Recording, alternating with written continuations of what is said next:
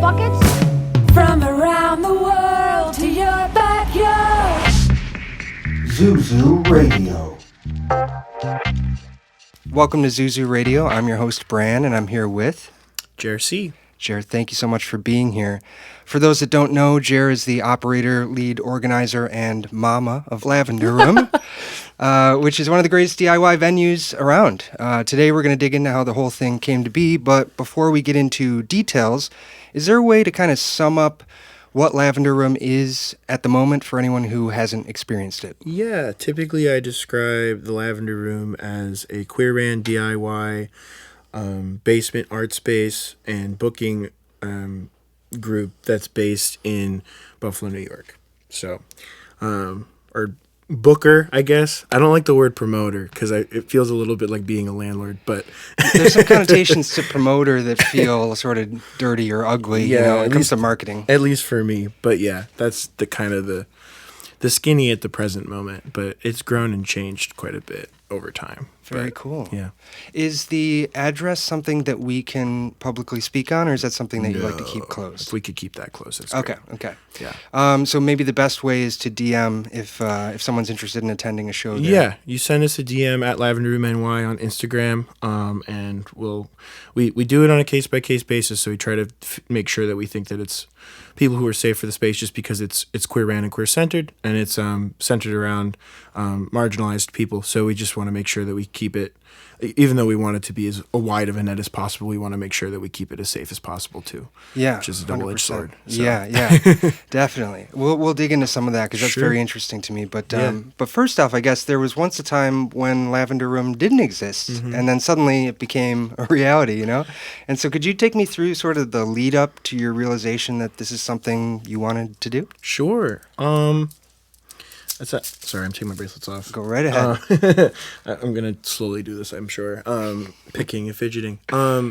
Yeah. So I'm always nebulous with time. So and maybe part of that's because I'm trans, but other trans people would tell you the same thing, maybe.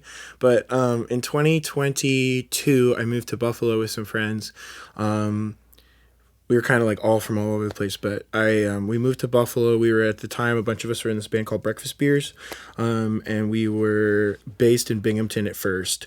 I was not, but I was kind of like couch surfing around, and I was spending some time with some friends up in Binghamton, and they had a band already, and I was getting kind of involved with them, and then we moved to Buffalo because there was some life stuff going on for me, and I decided that I'd move out here with everybody else, from New York City. I had been in New York for like 6 months or so. And I was planning on staying there, and then I didn't do that. So I figured, early 20s stuff. And so then I moved here to go to UB, and also do the band. And we had a hard time at first finding gigs because something about Buffalo is that the DIY scene, at least in my experience, especially at that time a couple years ago, post-COVID, stuff's coming back. But is that really like hardcore and punk have a support system, and they've also, in the time that we've been doing it, grown a lot too. But that was really like the best way to get your foot in the door, and that wasn't what we were really doing. We were adjacent to that and like the quote unquote bubble grunge kind of sphere of things, but it was hard if you're not playing at like bars. If you're not trying to be a bar band, it's really hard to do anything that's kind of more DIY. And in Binghamton, that wasn't the case at all.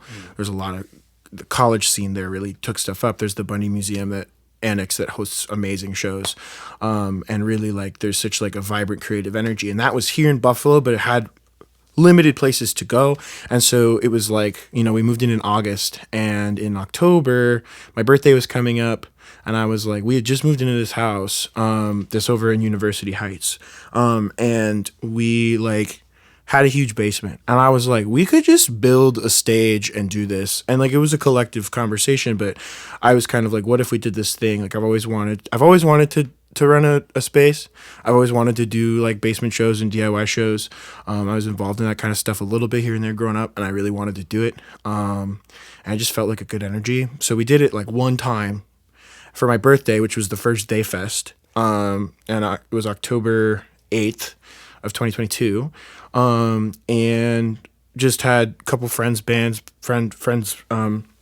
had a band called Bugcatcher in Rochester play, and then friends in the now defunct Moat from Binghamton came down, and we just threw a show. I just had started going to UB, so just threw up flyers around there. And that's kind of how it started. And we did that one, and it went really well. And then I was like, oh, what if we made this into a thing? And then we waited a few months before we did another show until February. But that was kind of like the beginning. So I always say that we have two starts. We have the They Fest in October, which is kind of like the beginning, but it wasn't called Lavender Room then. And then the first ever show where it was Lavender Room was My Cunty Valentine with a K in in February of 2023, I guess. Was Lavender Room called something else? It prior, or didn't. just No, didn't have a name. it was just like that first flyer. If you look, you can find it. It was just like DM Breakfast Beers Band for address. I see. And some of the flyers we forgot to put it on there. It got cut out or something. And so like we wrote in Sharpie on the side of it, like DM at Breakfast Beers Band on IG, like on the side of a piece of a computer paper inkjet, and then just like posted it around town. And that first show had like a good turnout. It was really fun. I was blasted the entire time. I don't really drink, but I did drink for that. And it was a great time. And we all had fun doing it. I don't think our set was very good, if my memory serves me correctly, but I don't remember a ton of that day. But we had a great time. And, for all of us, like, a lot of my friends were fresh out of college. I was fresh out of college, kind of. Like, I was a year and a half out of college at that point. I got my BFA in acting over in Rochester, but I moved to New York, didn't really go anywhere with that, and I've been directing and doing theater tech on the side that whole time. And so I was kind of like, and I'd been doing this stuff with DIY and with the bands, and I kind of just felt like it was a fit for me. And everybody else in my house and my friends, like, they all each had their own skill set that they could bring to the running of the venue. Yeah. Excuse me. So like, people who collage can do flyers, and people who can do sound can run sound, and like, we started kind of building it up that way together as a group, and started bringing in other people. But that's probably another part of your question. So Yeah, but definitely. that's kind of, I talk forever, but that's kind of how it got started. On a podcast, that's perfect. Yeah. Jared. Thank you. Sure. Well, let me back up real quick and say, with the whole moving to New York thing, and now knowing that you have a degree in acting, was the idea for you to go to New York and act, or was it just, I'm gonna go here, see what's up, feel it out? Yeah. That's like a whole other thing. I talk about it sometimes, but like I got my BFA in acting. I'm from Maine originally. And like in the school I went to, I was like one of the only kids that was from anywhere that wasn't like New York back then. That program now, they've opened it up to way more people. Also back then, like, it was pretty homogenous. So believe it or not, like back in the day when I had he, they pronouns and was like a white kid from Maine, that was still diverse for them in that program. So because I was from somewhere that wasn't like a suburb in Rochester. Yeah. So I did that program there. And then but I got more into behind the scenes stuff. I love theater directing. That was like the thing I thought I was going to do. I really wanted to teach like high school theater. That was like the big thing that I wanted to do for a long time. Like in theater in high school, that was like the big thing. And I worked with, like, I had friends who were in music, and I like did like chorus and stuff, but I very famously don't play instruments really. And so I like I was adjacent to that stuff, but I went to a lot of shows in high school, and I got really into music that way. So to answer your actual question, I moved to New York City because, like, in my head, it's like, well, the thing I'm supposed to do, because I just spent 4 years on this degree, is I'm supposed to move to New York. And for a lot of different reasons, that was the thing that they sold to you in my program. But my program also was like a lot, like, they don't have an acting major at I'm not going to say where, just because I don't know if I get in trouble or something, but they don't have an acting major at my school anymore, or where I first did undergrad. Musical theater is like the whole thing, because it's much more commercially viable. And also, they probably would not, like, a person like who I was back in 2017 when I did my audition, 2016, 2017 when I did my audition, they would not have taken me now. They just wouldn't. Because it's not, like, I'm not commercially whatever for them. Different stuff. But I did that because I thought I had to. And I kind of and a lot of my friends were moving there, but I didn't really spend a lot of time with my friends who were moving from Rochester. I hung out in the theater scene. I was hanging out with my friends who I met through, like, going to shows, doing the music thing, like people who I met who were outside of my major. And that was like also like in hard times in college, they were the people who had my back most of the time. Gotcha. And so like that really like that's also why like the folks that I met in Binghamton, they were also doing theater stuff. Music was a side thing for them, and that was where we really were creative and were making the stuff that we wanted to make, as opposed to what we thought we were supposed to be doing, and what people wanted. And like that was kind of why I moved to New York. I was doing what I thought I was supposed to do, and like people from my hometown would think was cool because I live in New York City now. So I obviously must have really made it work out and like proved them wrong and all that stuff. And like meanwhile I'm like figuring out my gender stuff and all of that.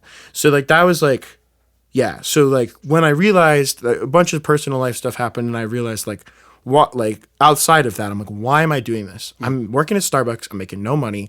I had this huge savings account the summer before I moved there. I had 4 jobs. I like had saved up all of this money, and I'm like, I'm losing money every day that I live here. Yeah, and I'm right. going and doing like auditions every week, like anywhere between 8 to like, I think I had like 1 week where I did 32 auditions in a week and I never heard back. Whoa. And like I wasn't used to that because I was a big fish in a small pond. And so like I just it completely wasn't a thing I was expecting. Wow. And so it changed my perspective a lot. And then I had, you know, licking my wounds in Binghamton. I had a lot of time to really think about it, what was making me happy. And the most creative stuff I got to do was stuff I was doing with Breakfast Beers and with other bands that were like, you know, college bands and beyond that in Binghamton. And so that was really kind of, I started to like have a wider scope of what creatively, like what was meaningful to me and what was valuable outside of what I was being told would make me money. Yes, So- exactly. I feel like there are moments where you hit this period of deep reflection and you have to ask yourself, like, why am I doing this? Like, let me just contextualize. What do I want rather than what do other people want from me, or what is the thing I'm trying to project to them? Yeah. I went through a very similar thing when I was in graduate school for psychology. I was like, you know, this doesn't feel like a good fit. And I was so burnt out from the program that I was looking for ways to distract myself. And that's where my record label came from, where the idea of running a basement space came Gotcha. from. And so it's somehow, you know, you just connect with this idea, I need to be doing this. And a question I have for you, you know, as you're doing all this reflecting and thinking back to your Binghamton days and the people that really inspired you then, are there people, sort of, maybe we could name drop some people I'd love that to do that. inspired the space you run now? Oh my goodness, yes. So I'm gonna, even before the space, like also like stuff that I do with my band with All Main Points and like a lot of other projects. It's like so Free Casino, my 4 favorite people in the whole world, Jake, Giancarlo, Mark, and Sean. I love you guys so much. They like started a band my sophomore year at I almost said where, at the Place in Rochester, located in a notorious suburb in Rochester, New York, formerly a Catholic all women's college.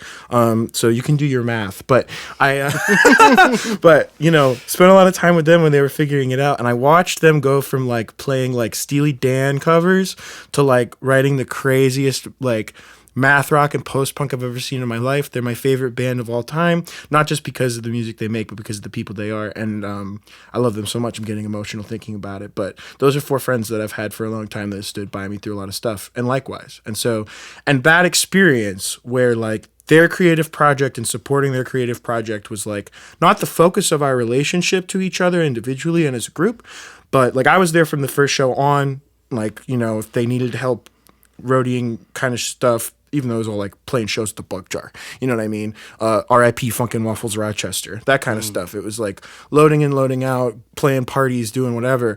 That was like the experience of like getting the idea of what this whole thing is. Yeah. Because I had been on the outside of it as a teenager. In Southern Maine, though, it's like a lot more like punk and hardcore and like indie folk bands all playing on the same bills together in like outside or at like in church basements or stuff like that. And I was never like directly involved in it. I just listened to a lot of stoner metal and smoked a lot of weed. But those guys really gave me like an appreciation for the world and the sphere.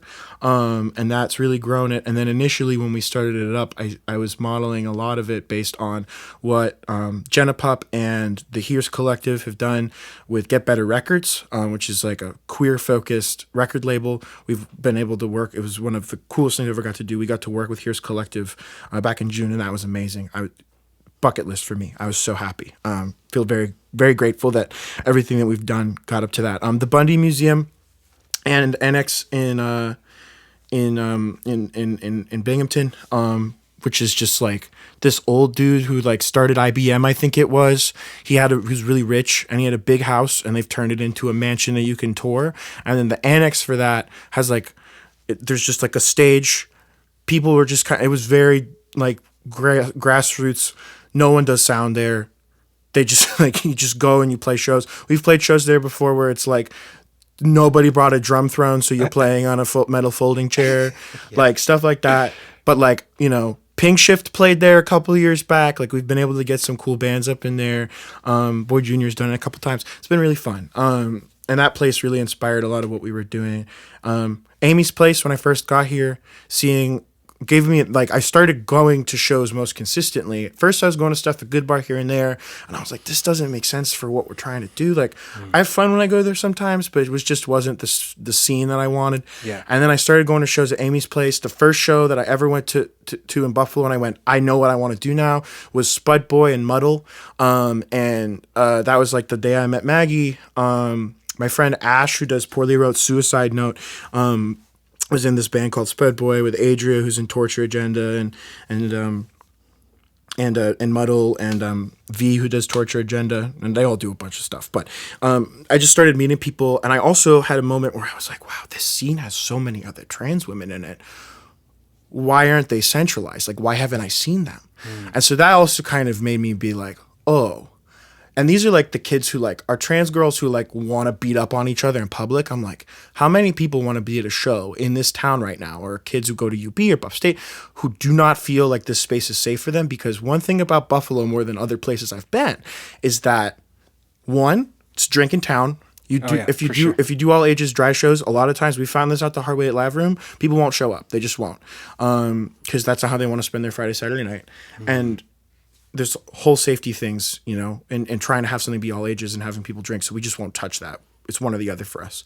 And then the other thing was just like even past. So like people don't feel safe there. Like the pits are like two-stepping and whatever and crowd killing, and that's just not their thing. So they immediately feel like it's not for them and it's inaccessible. And there's a lot of systemic historical reasons for that. I read Kathleen Hanna's memoir, Rebel Girl, where she said this anecdote that blew my mind. It's true that like in the 80s and 90s, it was like common scene slang, in hardcore to refer to women as coat racks, because girls just held your coat for you, whether you knew them or not. They just held your coat for you because they weren't allowed in the pit, basically, because it was too rough for them, while you went and did your thing, and then you came back and took it back from them.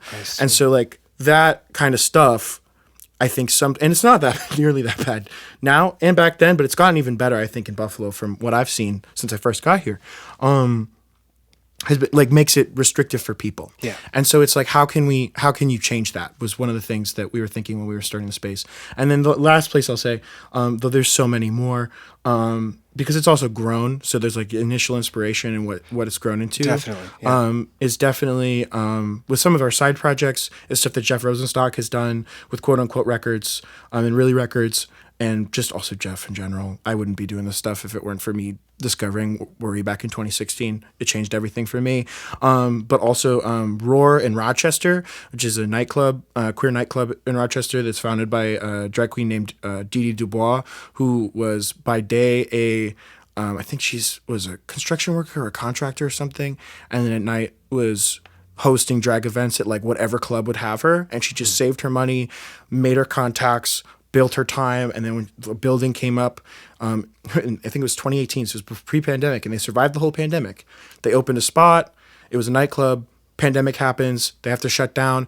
I was there the last night they were open before that happened, and then they reopened as like a lounge, and they were doing like more music and like low-key drag and distancing, and they had full food all of a sudden and everything else. Wow. That really inspired a lot of what we were doing too, because there was as you can see, like I'm talking all over the place, but there's a lot of different ideas from stuff I was consuming, and that's just me. I'm not like, I do a lot of the booking and day-to-day running, but there's so many of us who work on this stuff together. So like if you ask my co-lead Darren, who's one of my best friends, who started this with me too, a group of people who started it. If you asked him, he would tell you probably like the band Vile, who's a band on Get Better Records, who are amazing. We also got to play with them back in April, which is amazing too. we've had a crazy year. We've been really lucky. Yeah. But like everybody would tell you something different. And like my best friend Andrew, who I just helped move today, I love you, baby. They would probably tell you like, I mean, they've done so much directing and theater themselves. Absurdist stuff like Brecht and all that stuff has inspired a lot of what we've done creatively together as a band. But I also know like when we're thinking about how we create shows and create scope, that's something that's in mind for them too, you know. And everybody, we spent a lot of time in Binghamton just watching audio trees in the living room and smoking weed and being like, how did they do that? So that kind of stuff.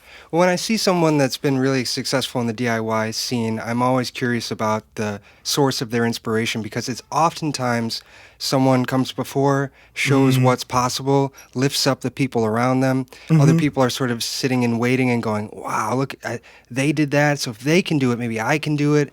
And it's sort of like this pay it forward momentum that comes in. And so it's just really inspiring to hear the story and the background of it all. Yeah. And looking back, you know, talking about some of those early events, for someone who doesn't do well with time, it seems like you nailed They Fest. I had it down as October 2022.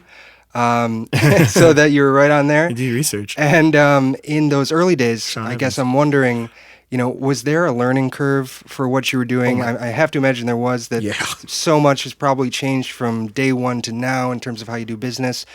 And like you said, trying to create a safe space is so difficult sometimes. Can you speak to some of the challenges, some of the stuff you've figured out? Like, what are a few problems you've solved, I guess? Okay, sure. Well, that's a great question.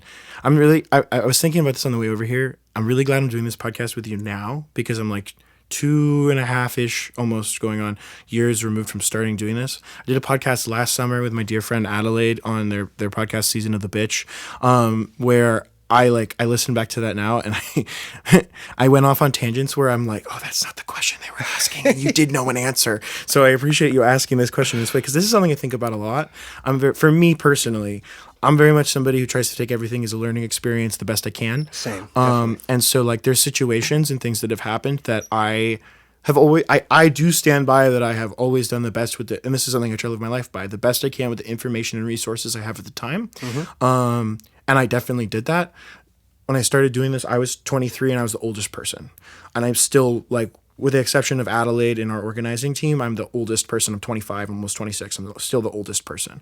And so like, we're all learning as we go, you know, and so that's part of it. Do you feel the age gives you this sort of spotlighted position as like the person that's going to lead the way in a way? Sometimes it's weird because it's like I'm 25 years old, but then I'll have like 18-year-olds DM me and be like, do you know where I can move in? And like stuff like that. And like, because, and I'm sure you'll get to a little bit, like Lavender Room is not just a basement venue. Like we have a mutual aid project that's at the center of it. And so because of that, people see us sometimes as a thing that we aren't. And so then they ask me questions and for resources, especially when I first moved here, that I just don't know enough. It's not my thing. I work at a nonprofit now. I didn't 2 years ago. And so like, you know, I was a barista. And so I like, it becomes a thing where it's like, I don't want to give you information I don't have. Right. You know, I've had people multiple times like DM me on Instagram and be like, I don't know like who to talk to about this, but I saw you on Mike at Live Room and thought that you'd be a good person. Like I'm pregnant and I don't know what to do about that. Where do I go? Yeah. And I don't know. Like I don't menstruate. I don't have a womb. I've never carried a child, but I know people now because of this thing that we're doing. I know people who do have those answers. So I can reach out to them and go, hey, can you give me the right, because I like think I know the answer to this question. Can you give me the right answer to this question? That's happened like, that particular circumstance has happened like in the past 2 years, it's happened like 9 times. Oh, wow. I think so, something like that, like 8 or 9 times. And that's just like one example. Just speaks to what an important resource you are for the community. I appreciate beyond it. The art itself. It's something much bigger than that. And that's not just me. It's like so many people, past, present, and future, who have volunteered their time and their resources to do something because they believe in it. And that's the point, right? It's like when we create this thing, it's like what we're trying to do. I don't even think this is connected to your original question. I'm going to ask you what it is, but it's a thing I think about a lot anyway, so you can probably use it, is that we're trying to create moments where people go, I felt safe here, I felt seen here, I felt heard here. What that person was doing up there, I can do that too. Or what this person said on mic in that moment, I could do that. Or like that is relevant to me. Or a better world is possible than what I'm feeling right now. Like I know, especially some of the younger folks like who are like, living in the area. They still live with their parents. Maybe they're not out to their parents. They're out at Lavender shows trying to figure stuff out, and they don't even think they feel like there's a queer community in Buffalo that's for them, that's not about drinking or isn't about like that kind of stuff. And then they find something that's like, here's art at the center of it, but it's also about trying to help make our community better and help you make friends and meet people. Yeah. And so like that, and if for me, like doing the thing is great. Giving people the inspiration or even just like the knowledge that a thing like that can happen and that they're close to it and they could do it if they wanted to me, that matters more. Yeah. I don't want to get emotional about it, but, and that's the thing is like, I had people in my life who did that for me. Like I wanted to teach high school theater because my theater teacher, like I lived in like East Bumfuck, Maine, and I had a theater teacher who like threw a fashion show for this gay kid who's in my costume designer, who's in my drama club, who was like a drag queen, and threw a fashion show for him to do. And the only people who went were the kids in the drama club, but we all went and we created a space in an area that didn't feel as accepting for that person to show their talent. And it wasn't until years later, I was thinking about this week, like that I realized like that was a thing that he didn't have to do. But he did it because it mattered to him, and it mattered to him that this kid saw that the world is bigger than your reality right now. Yeah. And so like that for me, when we're like in the middle of all of this legislation of the past 2 years, all that stuff, spaces we created, like when Next Benedict was killed. Well, when it came to turn out that Next Benedict had committed suicide because of vicious bullying at school and harassment and all of that, like we teamed up with other organizers in the area to throw this protest and rally. Way more people showed up to that than I thought would, and I was nervous going into it, but it was a lot of people that had energy behind them because they had been at a Lavender show. They saw me, they knew me, they saw each other, they knew each other. When I said, we need to come together right now, it wasn't just trans people that showed up, but non-binary people showed up to that meeting. It was to that rally. There was people from all over the community, like punks and like UB vegans all coming into the same space. You know what I mean? Yeah. The same thing with like the protests at UB about the investment from UB into weapons manufacturing in Israel. Yeah. Same thing is that like I put like when the cops started to circle in on that, like literally almost right when I got there, I just started posting. I was like, this is this platform that we built. We have to use it. So I just start posting. And it was like, if we have numbers, it makes it a bigger deal for them. So making sure that people understand like what's going on right now. But we've, so we spent 2 years doing funny little punk shows and poetry readings in my basement. We got like 60 people that I know from Laverne community who didn't even know what was happening that day to come within the hour. Yeah. And like what happened there that day happened, and everything that happened online after that happened online after that. But that made a difference in the moment, I think. And that's not just like me saying because of me. That's the power of community. Yeah. And so if we show people that in what we're doing by throwing little punk shows in a stinky basement that my landlord doesn't know about, then we're creating something, that can have a long-lasting impact. And hopefully in 10 years, 15 years, people will still have stuff that they went through that they remember to carry on to that. Yeah, I mean, what you're creating is it's like opening a door, because there are a lot of people who are struggling to find their community or don't have a sense of, I always think of music as an identity I tried on and it fit really well. Yeah. And then I realized, there are other people that are sort of, that want to collectivize around this identity and want to share and support each other. And you're taking this a step further into the way that you're supporting the community. In fact, that particular protest, as an example, really speaks to me personally, because I know people that were at the protest and who went through it all. It was a hard day. It was really, really hard. It was a beautiful day, but it was very a hard day. Yeah. And when I saw what you were doing, I was so excited to see that there were people willing to advocate and to be public and visible. Yeah. And that's what you need to hold people accountable, is it can't just be swept away or forgotten about or crunched down by other things. Right. And so the work that you're doing, it's about lifting everybody up. It's really important stuff. I appreciate it. I think that something that's important for me to address in that, and just in general, is that like I ride this line between knowing that I have a certain amount of privilege as somebody who's like a white person who was assigned male at birth, but I also have like a certain amount of like I'm a trans woman and I'm disabled, and like I'm not, I'm doing okay money wise right now, but I've never been like my family does not have like a high income background, and so not to say that we're like dirt poor or anything, but my parents are doing okay now, but that's different than me, even then. But that is all to say. And And so it's important for me to say that like what I've tried to do, and it's a line I ride when you say like trying to advocate and hold people accountable and make visibility. It's like a thing that I ride back and forth on because it's like I am at this point, I don't think that it's bragging or anything to say. I'm one of the most like visible trans feminine people in Buffalo, New York. And that comes with a lot of like I get crazy DMs, Brandon. The DMs I get on my personal account and on Lavender are crazy. And it's like I say this all the time because it's a great example. I've never said it publicly. I'm going to say it now. So if you're listening, skinheads and like 20-year-old trans mask people say the exact same stuff to me, and it's always about how I'm somehow being racist to somebody, usually white people, and how I'm like being and me specifically, not Lavroom as a whole, but me specifically, are like excluding certain kinds of people based on the fact of like whether we do or do not allow certain kinds of moshing and like attacking my gender performance and like whether I'm too femme to be in this space or I'm too masked to be in this space and like all of this kind of stuff where if either group of those two people knew that the other one was saying it, they would be like absolutely like be like, oh, for different reasons. Yeah. And so like, and that's like a thing that I never would have experienced before. And so there's a certain amount, and like my roommates experience it a little bit too, but less so because I'm the person who runs the accounts, and I've done that on purpose. We've had that conversation multiple times.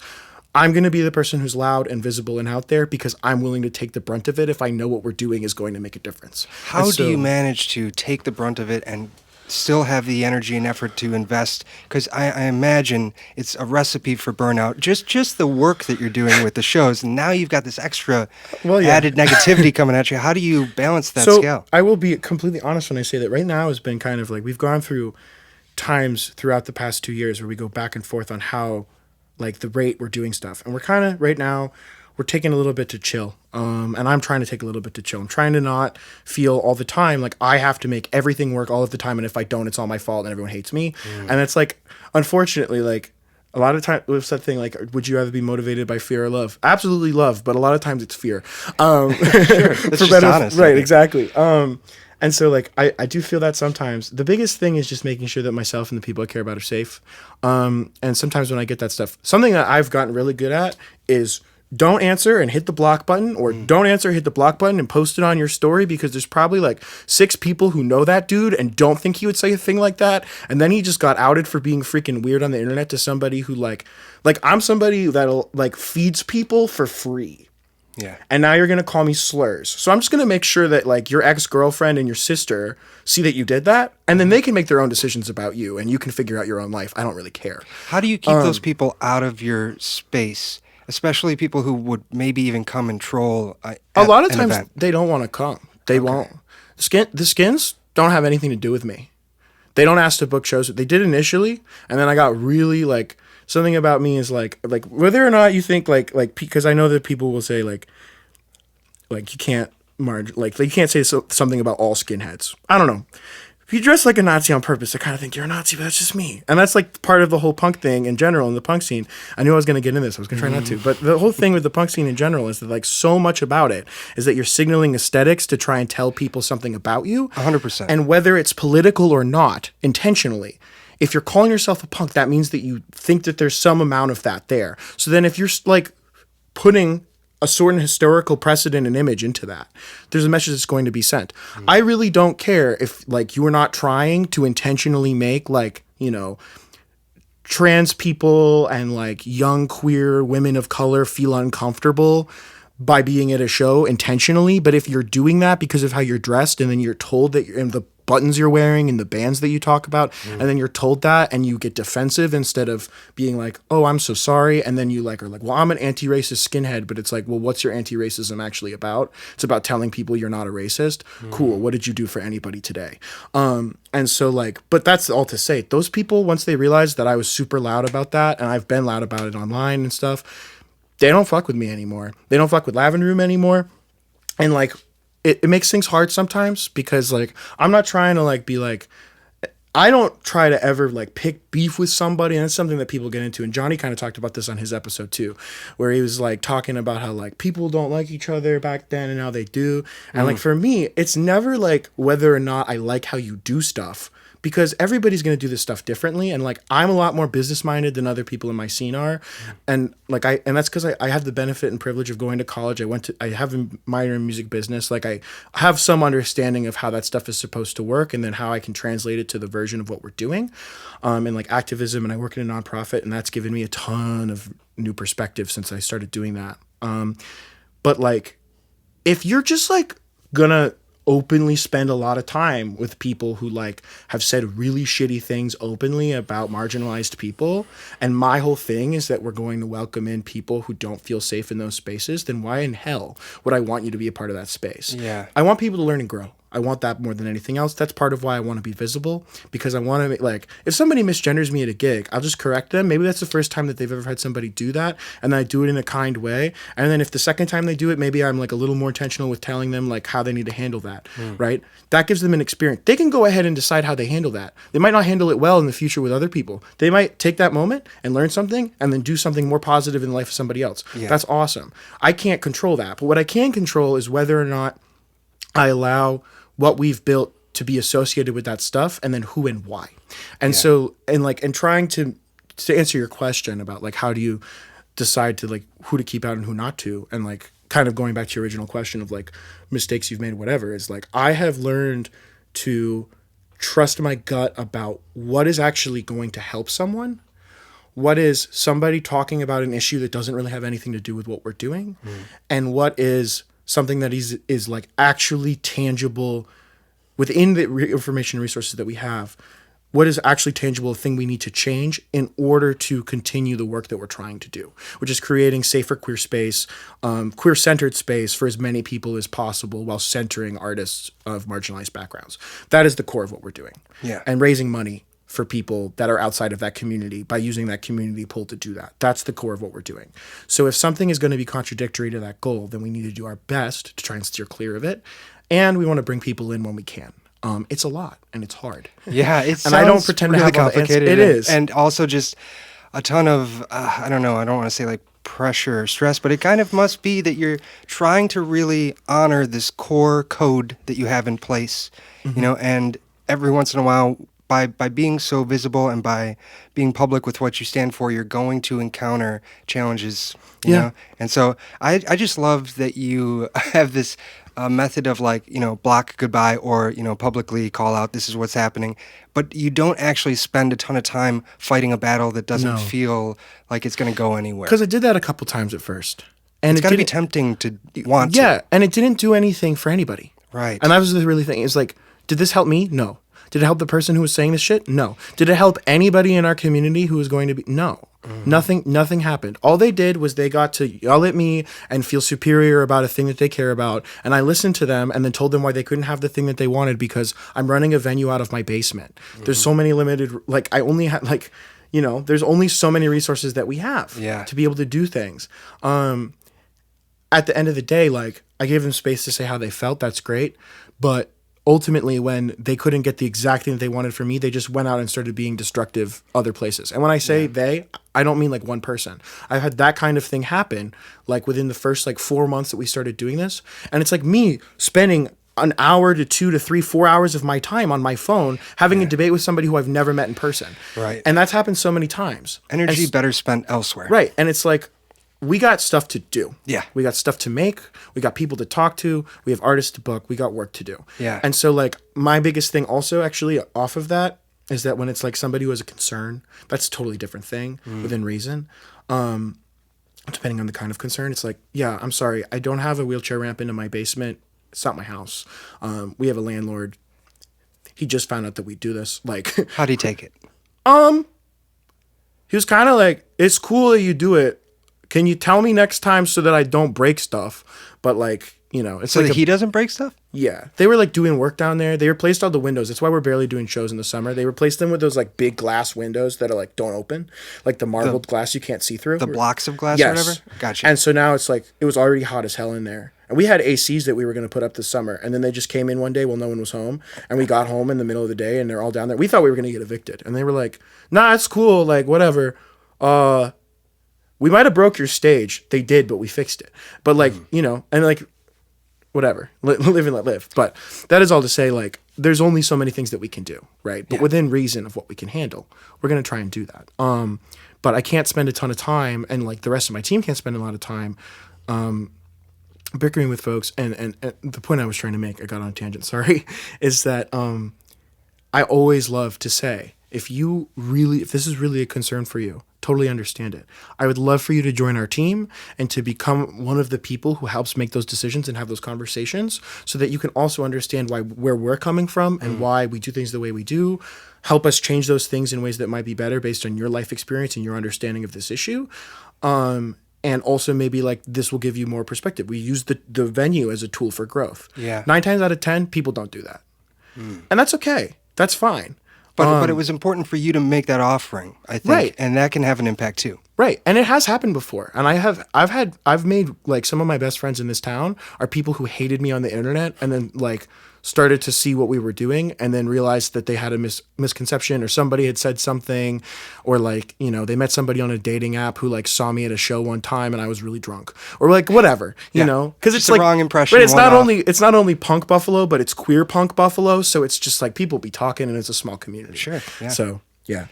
Well, That let's answers talk it. about your team a little bit, since you brought it up, Sure. because I should first say that personally, I'm a bit obsessive and compulsive in the way that I handle things. Oh, me too. I find myself, working a lot, maybe not slowing down as much as I should. Very often, I am not delegating when I should be. So I guess part of what I want to ask you is, you have this incredible team that works with you to make the space happen, and you're often sort of the captain pulling, the ship in a direction and making it go. Is it comfortable for you to pass things off when you feel that you need to, or is it like difficult to do that? I feel a lot more comfortable about it now. I'm still working on being good at this, and I think that, one of the major criticisms that some people who, because also like I want to say, like, people have worked with us and then stopped and then come back for a lot of reasons. Lots of times it doesn't have anything to do with us. It's like a volunteer thing on all of your weekends. Oh, yeah. And like we have a Discord server where you're basically just like, who wants to do this today? We already have the show booked 3 months out, so it's like, who wants to be here? Hopefully someone shows up and does door, and they're like, oh, I will. And How like, many people are on the server? Out of curiosity. I could look. Out of like we have like a core team of volunteers, and some of those people aren't super active. I can't look right now because I'm logged into a different Discord account. I have 3 different accounts for different jobs I have, which is so annoying, but whole other thing. But a lot of the time, I'd say there's like a core group of like around, that's rotated since we started doing it, around 20-25 people, which sounds like a lot, and it is and it isn't, especially if you're doing anywhere between 3 to 5 shows a month. Yeah. And we started doing less shows in the basement all the time because it's our house and it's hot and it's stinky, and sometimes just the show that we're doing demands different space. So like presented by Lavender Room at Yes, Amy's place. right. We've done a lot of that. Shout out to Greg and Nora.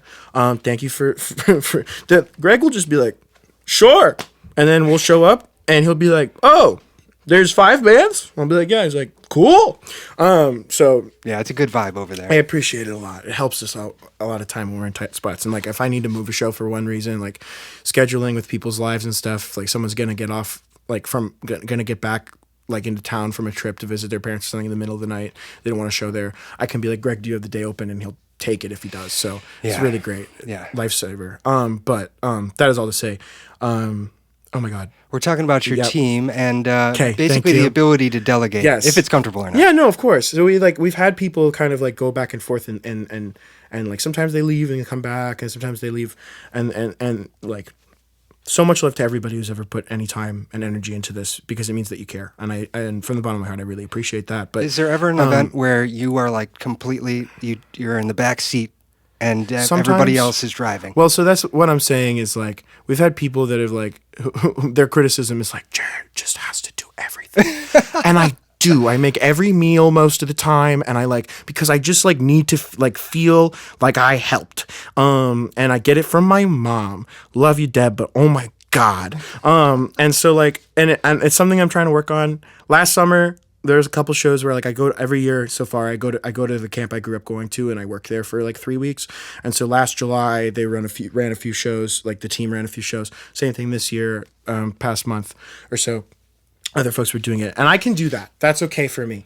I feel weird and bad about it, but also like it's know your role. And like when we're in shows, I very rarely am like running a door or something like that, because it's like people just come up to me and ask me questions, so I'm always floating. Right. So I'm like usually like right in front of the band. If they need something right away, I can do it. I take videos and stuff, but I'm also close enough to the crowd that if somebody needed something, had a medical emergency, whatever, I'm there, because I'm a lifeguard, so I'm first aid trained.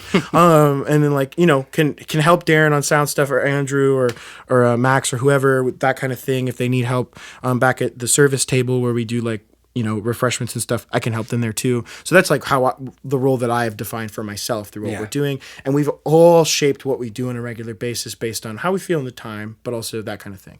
And so I like to think that we have a pretty good understanding of what everybody's role is when we go into a show and who's there is there, so that we can try and make it work as best as possible. And it's also always awesome when we get new people who come in and check it out and just want to help out just because they've heard good things or they've been to a show or two and they've enjoyed it. Yeah. So, and to answer your real question, I'm trying really hard to be better at it. Right now, I'm making a concerted effort at it. I book all of the shows, so they're all my babies. Yes. And so I'm trying to make it so that I'm not the only person who books. Because when I say I book all of them, I mean every show we have ever done, save for 3, I have booked. And we've done about 75 in the past 2 years. And so I'm trying really hard to be better about that. And like, offers open. If anybody out there wants to be booking shows for gay people and others, do it. Let me know. It's a credit to you to have some self-reflection and see it. I feel like it took me a really long time to realize the grip I had and to try and loosen it in some way. And there's an incredible fulfillment from seeing others support your vision, you know, in ways that you maybe don't have the capacity to do.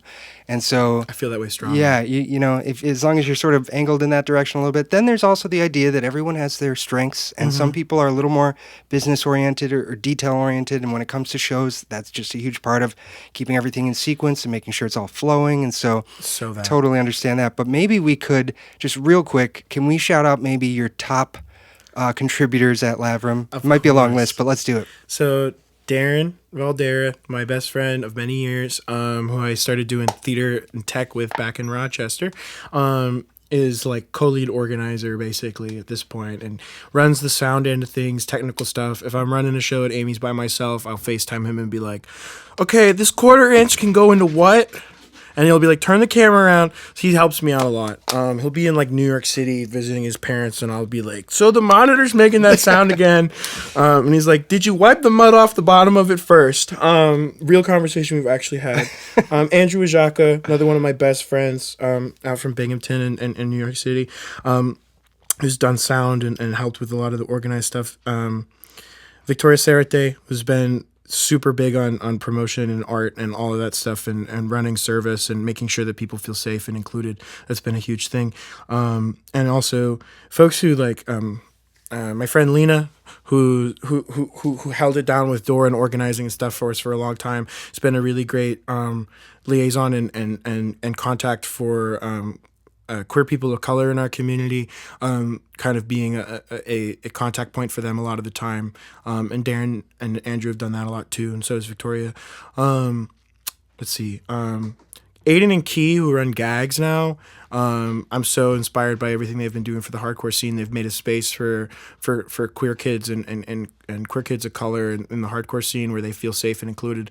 And that's something that we really needed here for a long time, and they prioritize that, and they prioritize that safety. And Aiden and Key both. Aiden was doing security for us for a while, and you know, and Key was doing photography and stuff, and that's been huge. And Adelaide, huge. Adelaide Music 333 on Instagram. Everybody check out their stuff. But they also like run sound for us, run around. Make sure that people are like taking care of themselves a lot of the time. Noah and Soph, two of my bandmates from my new project, Margaret Alice, they've been amazing new group of folks, younger folks, getting some younger folks down there. But also Soph takes pictures. Noah will literally fill in wherever he needs to. And I'm absolutely forgetting people. There's so many people who helped start this out. My friend Soph, my friend Hannah, Sage Skenderton, who does art, DJs, does a ton of stuff. Lots of people who have like come in and out over the years and really helped make it into the thing that it is, and it's grown a lot. And there's people I'm forgetting, and I know there are, who just because I'm talking, but who have made it into the thing that it is, and it's really important to me always. I appreciate you asking that because I've done interviews where, for one reason or another, they really focus it on like I'm doing all this stuff, and I think part of it is that that's like I'm trans, and that's like a thing that they can have a feather in their cap, and also that they want to like focus on. But I've done quite a few interviews and like stuff locally where they really focus on me. And I really want to say, like, we don't call it a collective anymore, because I think that gives an impression that like everybody has equal amount of say in decisions, and that truthfully is not the case. I make a lot of the choices just because stuff needs to get done, and I'll try my best to run stuff by everybody else when they want to, as much as they want. It's as much or as little as other people want, but for me, it's 100% all the time, and everybody else is as much as little as they're able to handle.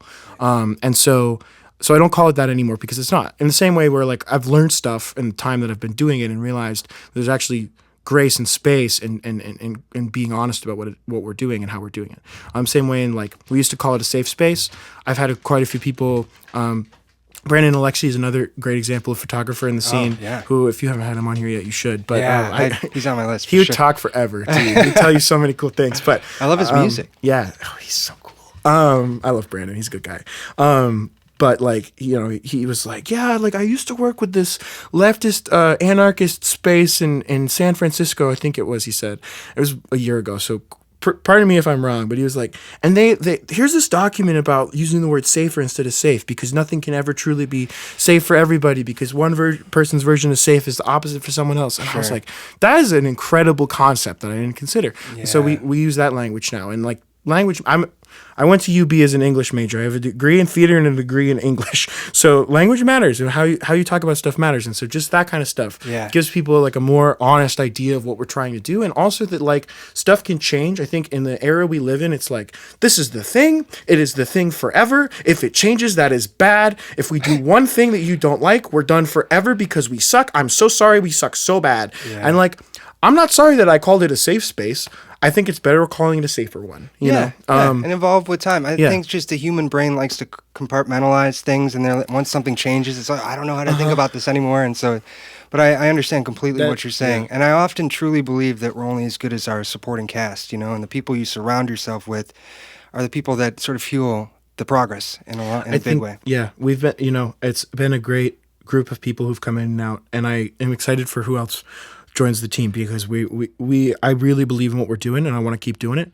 But it can't happen without people. So, and that's we're doing it because of people, right? So that's the whole thing. And like my whole point in saying the thing about what Brandon told me about safer space and all that is just that like that was an idea that I never would have thought of on my own, and that the team that we had, because Brandon's not like in the core organizing team, but he shows up and helps us out quite a bit, and like anyone that's gone to DIY show in Buffalo knows that like Brandon will take pictures, and also if your sound sounds like shit, he'll just start twisting stuff.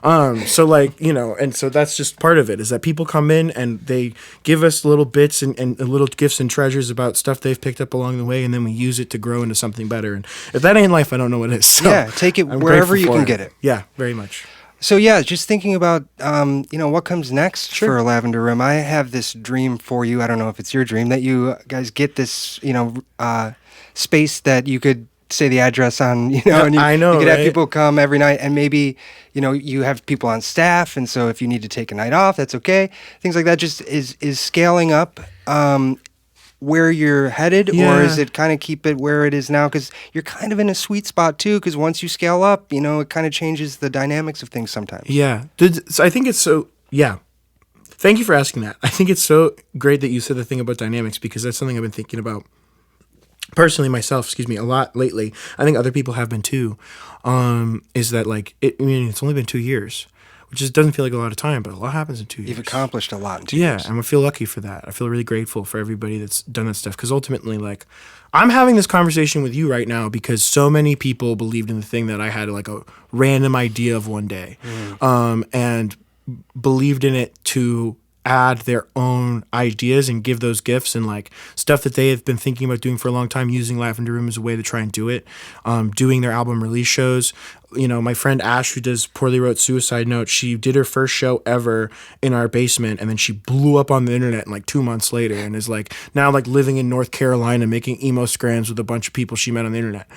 And like, and that's so cool, right? And like, that's been an awesome thing that we've gotten to do. And so it's like, and like stuff like that. I know so many couples who met at a Lav Room gig, and are like people who are getting engaged and stuff, which is crazy. Yeah. But that's also part of me being 25. But that is to say, to answer your actual question, I would like for us to open a venue. I think that that's probably where like a brick and mortar place. I think that's probably where the energy is going eventually.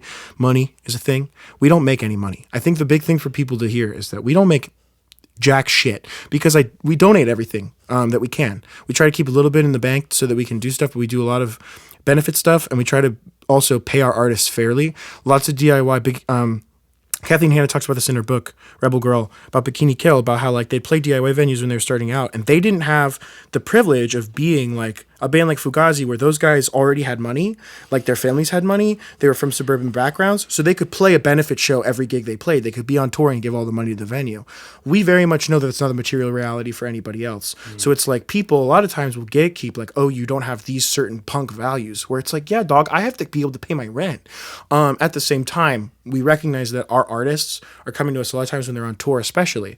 They're coming at us from a place where they're coming because even though we're a DIY venue, we're a safe space.